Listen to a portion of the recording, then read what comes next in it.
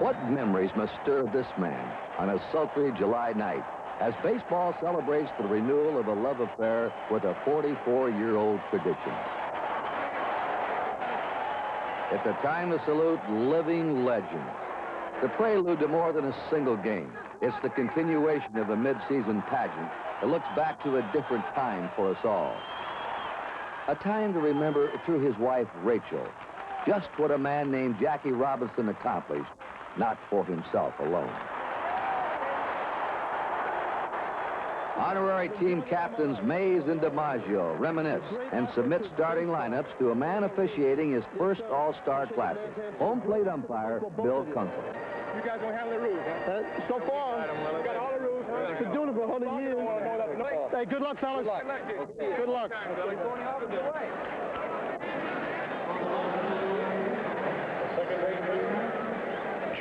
I say my way and congratulations to everybody on the All-Star team through you. This game has special meaning for Bill Kunkel, for it was in this same stadium that he ended his Major League playing career as a relief pitcher for the Yankees during a dynasty of the incomparable Casey Stengel.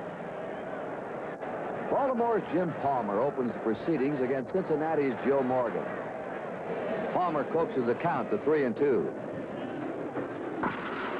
Morgan lines a soft slider into the right field seat. It's the first leadoff homer in All-Star competition since Willie Mays took another premier Oriole pitcher, Milt Pappas, downtown 12 summers ago. Morgan not only gives the National League a quick 1-0 lead, but makes an opening bid to repeat as the game's most valuable player, an award he won in 1972 with his game-winning hit in the 10th inning. After a strikeout, Palmer faces the National League's leading hitter, Pittsburgh's formidable Dave Parker.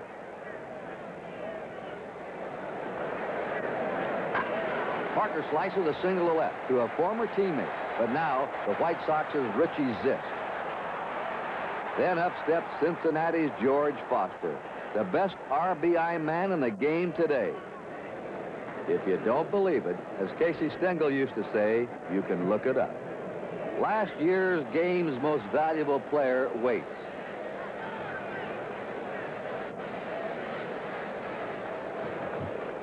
Palmer fires. Foster muscles the ball to left center to a perennial all-star, Boston's Carl Yastrzemski.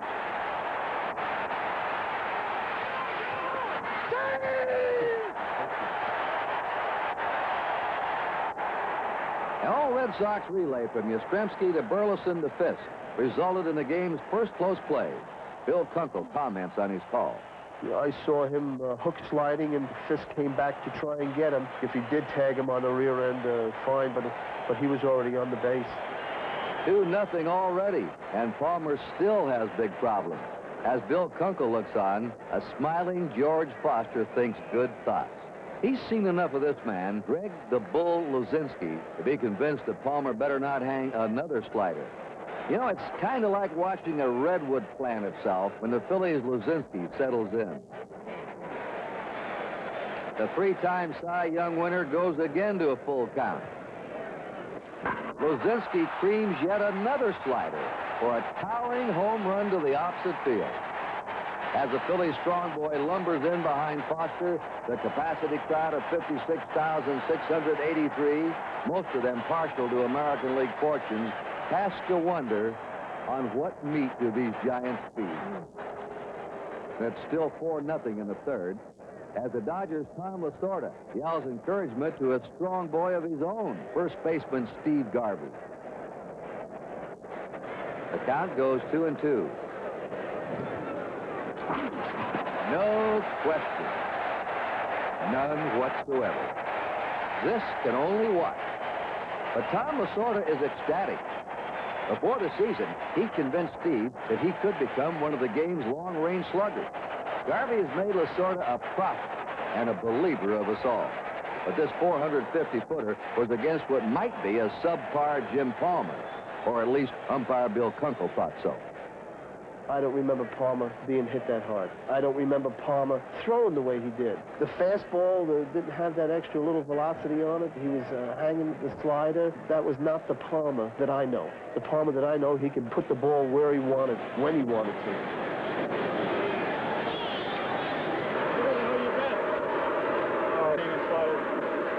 slider? Oh, Lozinski? Him? I don't have him.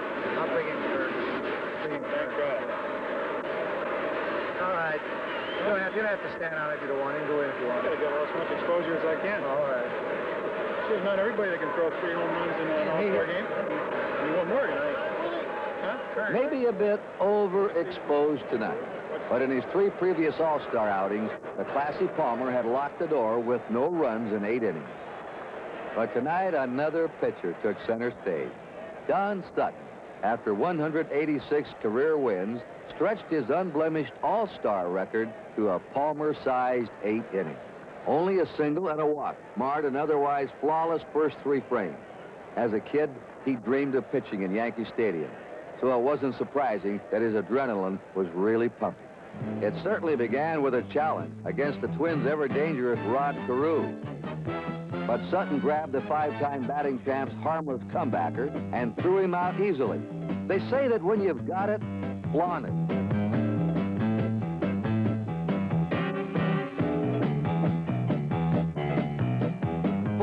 Went down on strike. Even the fates wouldn't intervene as Rupert Jones of the Mariners discovers when Foster and Parker play "I've got it" before Parker plucks the ball almost out of Foster's glove. But this man can sting you even when you're at your best. And Rod Carew proves it in the 3rd. He drives Foster to the 417-foot mark for an outstanding catch, proving that not only can the National League home run leader hit them out, but he can keep the ball in the park as well. 2 out. Bottom of the 3rd, the Yankees' Willie Randolph digs in. Bill Kunkel is impressed. When he had you thinking about throwing the sinker low and away, he'd jam you with the fastball, or he'd throw the slider into the left-handed hitters. And he just mixed his pitches excellent. So Sutton departs with a 5-0 lead. Cleveland's Jim Kern had already tidied things up in the 3rd after Palmer's rude departure. And his teammate, Dennis Eckersley, does as well through the 4th and 5th. But the Giants' Gary Lavelle matches him with 2 scoreless innings of his own for the National League. So it's still 5-0 as they prepare for the 6th. Bill Kunkel gets a cram course in National League names from manager Sparky Anderson. Hit 3. Like Temple, T-E-M-P-L-E-T-O-N. Okay.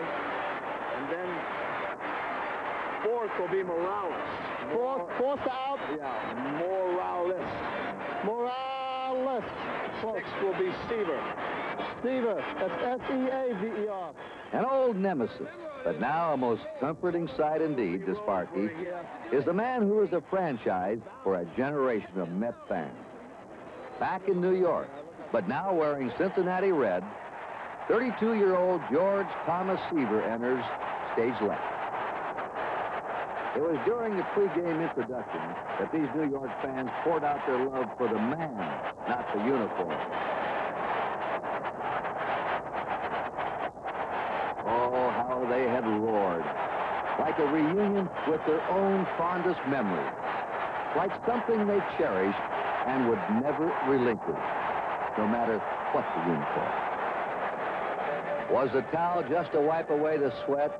Hardly. How could a Tom Seaver not relate to this kind of affection?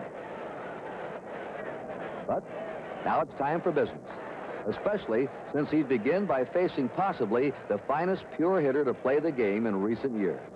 It's worth the admission to come and watch a Rod Carew swing the bat. And to be behind the plate and see what he does with a ball. It's like he was on the mound putting the ball where he wants to hit it. He has tremendous command. Carew gives Seaver his baptism on the first pitch, and the American League had its 3rd hit. Spirits pick up. Crowd loyalties are mixed, with the Yankees' Randolph facing Seaver. Randolph cranks the ball off Seaver's left wrist, but is still thrown out. A second look shows why Seaver is among the finest fielders at his position, as well as a premier pitcher. His manager, with more than just a casual interest, hurries out to check the damage. Where'd the ball hit you? Are you all right for sure? Well, if you're all right, Tom, take a little sting out of those bats. The ball's coming off a little hard.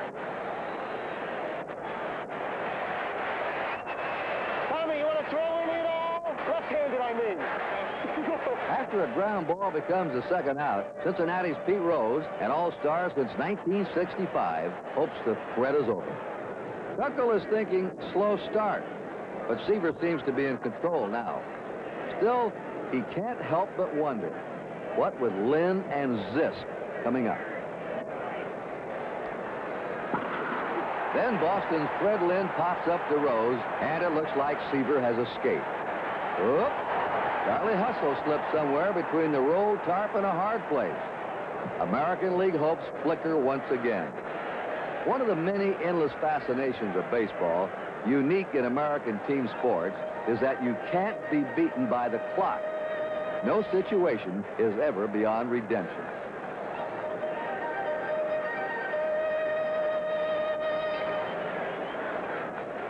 And what do you know? Seaver, pitching too fine, walks Lynn on 3-2. The flicker becomes a glow as Richie Zisk steps in. You can't seem to make a mistake with Zisk because he's that strong that he can wait until the last possible second, and he'll muscle. He'll muscle the ball. The pitch was away that he hit the ball to right center field. The Cubs' Jerry Morales runs down Zisk's screamer off the wall, but he can't keep Carew from scoring, nor Lynn right behind him. And with one potent swing of the bat, Chicago's Richie Zisk makes it a whole new ball game.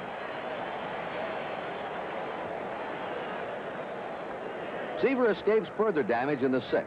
The National League fails to score in the top of the 7th, and now Tom Seaver's all determination.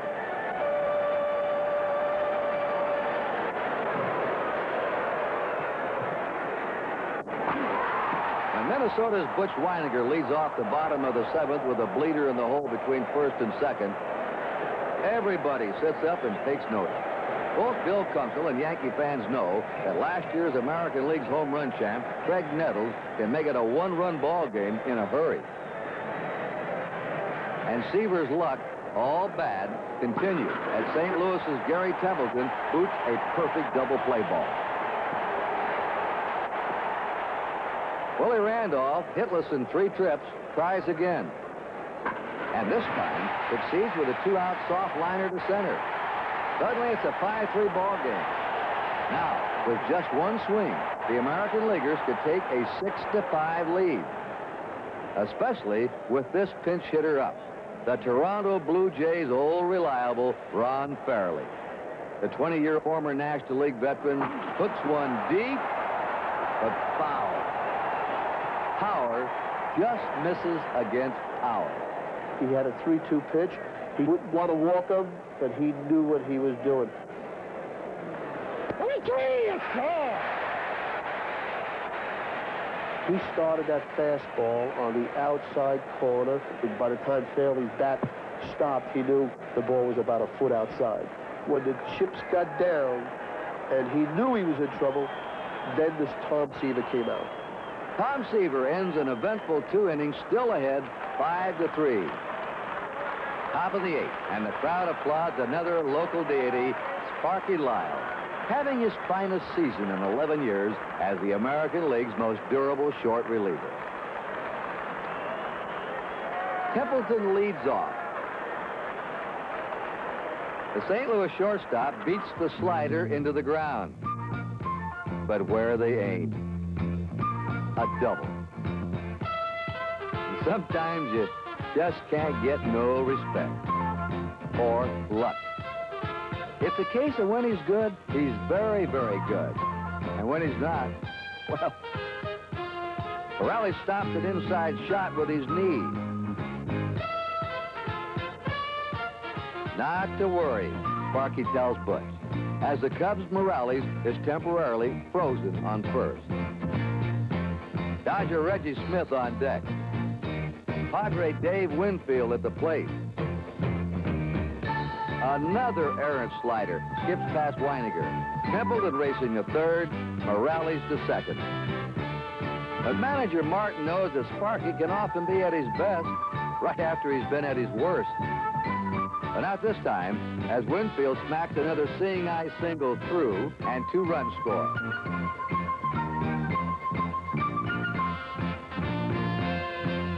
Reggie Smith plays the same tune with yet another single to left.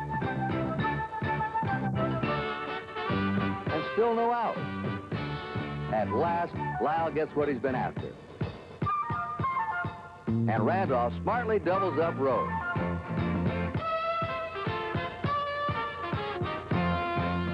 The concerto finally ends as the Expos' Ellis Valentine flies out to the Red Sox's ever-graceful Fred Lynn in center.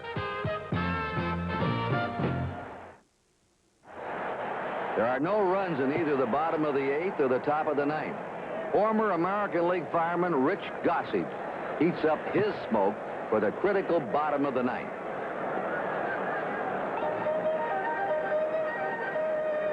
The Rangers' Campaneris had struck out in the busy 7th.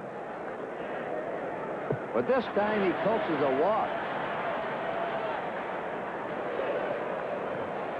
Nettles goes down swinging on a high hard one.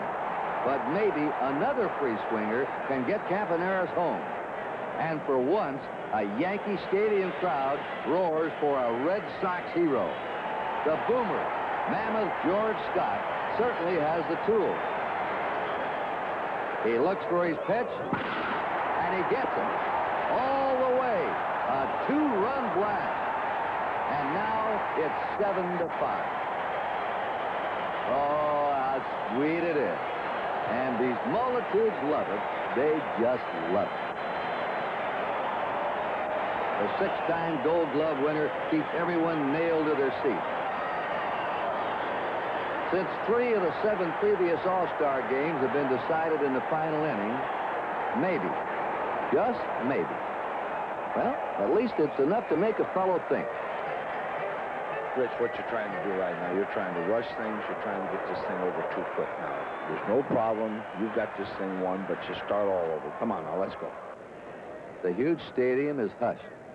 The big question hanging in the humid late-night air, can the American League finally do it? Gossage gets Randolph on a hopper to short. Just one precious out left. Now, it's all up to 6-time All-Star Thurman Munson, pinch hitting for fellow Yankee Sparky Lyle to keep it going. The count, ball 1, strike 2. Strike 3, and Bill Kunkel is sure of it.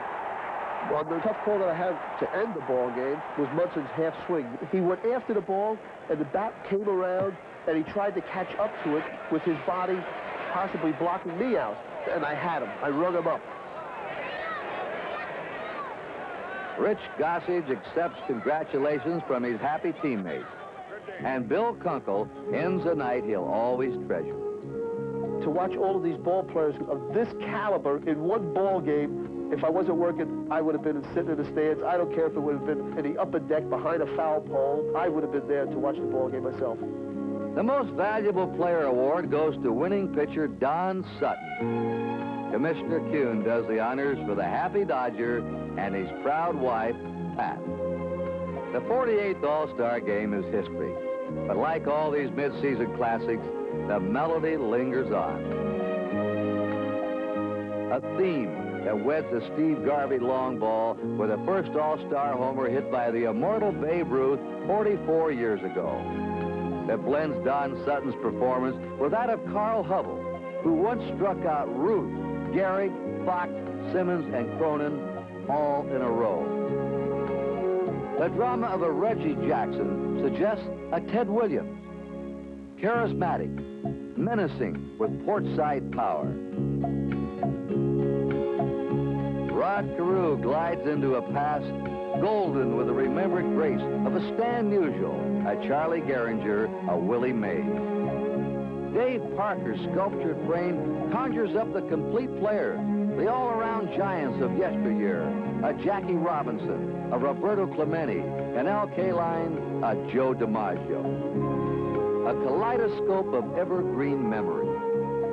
And the dynamic power of Greg Luzinski mirrors a host of past game breakers. Lou Gehrig, Jimmy Fox, Henry Aaron, Mickey Mantle. With tomorrow's legends playing today, it's a timeless tableau of frozen splendor.